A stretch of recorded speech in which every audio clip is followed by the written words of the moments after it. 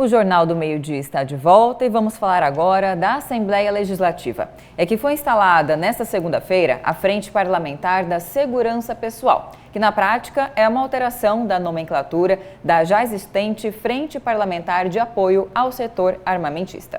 E é para falar sobre essa frente parlamentar e outros assuntos que está aqui ao vivo no estúdio do Jornal do Meio-Dia, o deputado estadual Gilberto Catani, do PL. Boa tarde, deputado, e seja bem-vindo aqui ao Jornal do Meio-Dia. Obrigado, Lúcio. Boa tarde a você, boa tarde, Camila, e a todos que nos assistem.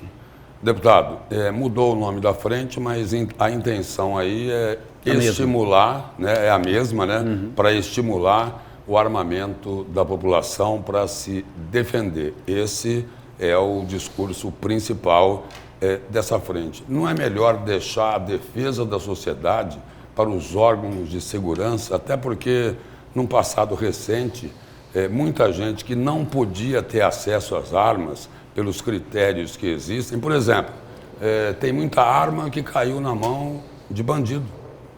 Qual que é a opinião do senhor sobre isso? Qualquer arma que esteja na mão de bandido é ilegal.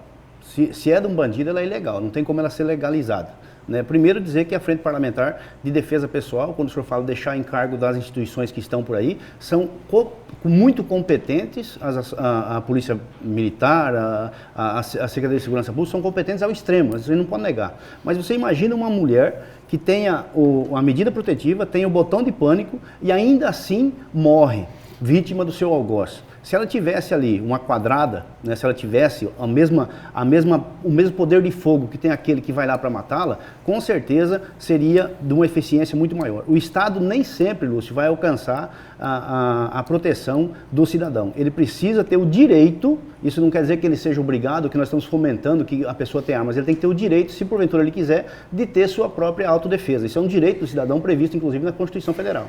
Então, esse direito é que nós estamos brigando para que seja mantido. Deputado, seguindo essa linha da pergunta do Lúcio, né? Uma das autoridades presentes lá na instalação dessa frente foi justamente o secretário de Segurança Pública do Estado, né? O Coronel César Roveri. E com isso, qual o posicionamento dele como secretário de Segurança Pública, que justamente deveria garantir ao máximo a segurança da população? Ele acredita, assim como todos os membros, que além do Estado tem essa função principal da segurança, também o cidadão comum, eu digo aquele que preenche todos os requisitos, tem endereço fixo, atividade ilícita, idade mínima de 25, sem antecedentes criminais, também deve ser responsável por garantir sua segurança, sua família e propriedade? O que foi debatido entre vocês ali? Sim, exatamente isso. Inclusive com um exame psicotécnico, psicológico e tudo mais. Só assim você consegue adquirir uma arma legal no nosso país. E é um dos meios mais rígidos de você conseguir. Em outros países são muito mais facilitados. Em alguns países, por exemplo, o Paraguai. Né? Eu não posso falar aqui em nome do secretário. Mas sim, mas de acordo com o que foi debatido mas ontem. O secretário, ele entende que ele próprio tem uma arma de fogo fora do seu trabalho para se proteger. Ele tem essa prerrogativa como militar, como policial que foi, e ainda é, e como secretário. E por que uma pessoa que não tenha essas prerrogativas não pode também defender a sua vida, uma vez que ela está ameaçada, né? Então, eu acredito que ele tem esse entendimento, por isso ele participou e também estava ali representando os próprios meios de segurança estatais, né? Que são muito importantes, repito, são de alta competência e são muito necessários. Porém, não alcançam, por exemplo, um agricultor como eu ou a minha esposa, que quando eu saio para a cidade, que fica a 160 quilômetros da minha casa, ela fica sozinha em casa. Se ela puder ter uma arma para se defender, com certeza eu estarei com muito mais sensação de segurança. Deputado, política, eleições 2024. O senhor já declarou aí que aqui em Cuiabá, o seu candidato é o deputado federal Abílio Brunini, na sucessão de Emanuel Pinheiro. E deve ser uma eleição disputada, né? Muito disputada. Acredito que sim. Emanuel Pinheiro deve ter candidato. Mauro Mendes vai ter candidato. Lula vai ter o candidato do PT e o PL de Bolsonaro vai ter o candidato aqui também, não é? Com certeza. Briga grande, não é? Briga grande, e nós não temos intenção de se meter nessa briga de frente, né?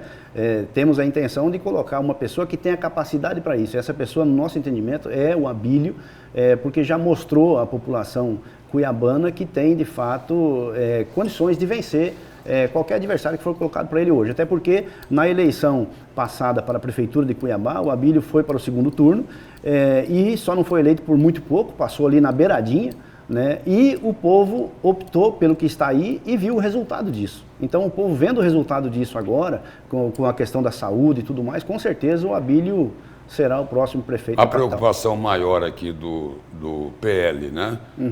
Seria com o PT de Lula e de Lúdio Cabral? Eu acredito que não. Eu acredito que a força do Emanuel, a não ser que o Emanuel seja esse candidato, ela é muito grande na capital, até porque ele detém a máquina, né? Eu acredito que aí o grupo do Emanuel está muito forte, o grupo do governador é muito forte, né? Mas o PL com certeza é também, junto com o Abílio, uma força que pode encarar qualquer um desses adversários. Deputado, e depois das últimas eleições presidenciais, em que a polarização foi levada ao extremo, o senhor acredita que ela continua sendo uma tônica que consiga angariar votos para as eleições de 2024? Ou não, as pessoas já estão cansadas e preferem uma outra via? Veja bem, até 2018, até as eleições de 2018, isso não existia. Praticamente existia só uma linha de pensamento, uma linha ideológica em todo o nosso país. A população, com o advento também das redes sociais, começou a se politizar, começou a ter mais informação mais fácil, né, e tudo mais. Então a população, de uma certa maneira, ela também começou a entender o que quer dizer a direita, que para nós até a eleição de 2018, repito, era uma coisa que quase como se fosse um crime, né? E a população optou pelos valores que a direita defende. Então, essa polarização se deve exatamente a isso, a população ter realmente entendido isso. E cremos que essa ideia, ela tende não a ficar como está, mas a crescer, né? Então, por isso, sabemos que as pessoas que estão defendendo essa linha de pensamento que a direita defende, com certeza terão chance no meio político. Deputado, nós entrevistamos aqui no Jornal do Meio Dia, me parece que na semana passada, o presidente do Fórum Agro de Mato Grosso, e ele disse o seguinte, olha, nós vamos trabalhar, falando pela entidade, Fórum Agro, nós vamos trabalhar em conjunto com o ministro Carlos Favaro, até por ele ser aqui de Mato Grosso, e na avaliação dele é preciso separar a política pública, a política agrícola, da política partidária. O senhor pensa dessa forma também ou não? Eu penso que sim, nós teremos que separar sim a política partidária da política de produção, né? Muito boa a colocação, acho que sim. E o ministro deveria começar a fazer isso, né? Deixar de lado a questão do MST, a questão ideológica de se invadir propriedade privada, de poder... Mas ele de fato... foi contra a invasão do MST.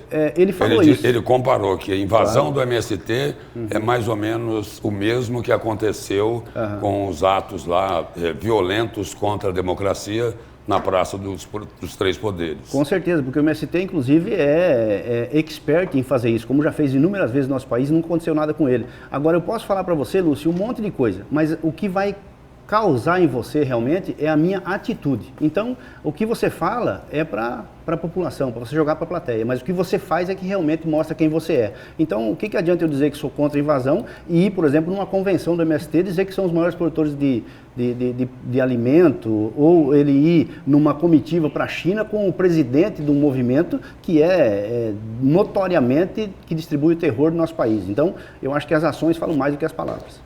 Deputado, obrigado pela presença e pelas informações aqui no Jornal do Meio Dia. Eu que agradeço, é sempre um prazer estar aqui. Obrigado. Obrigada.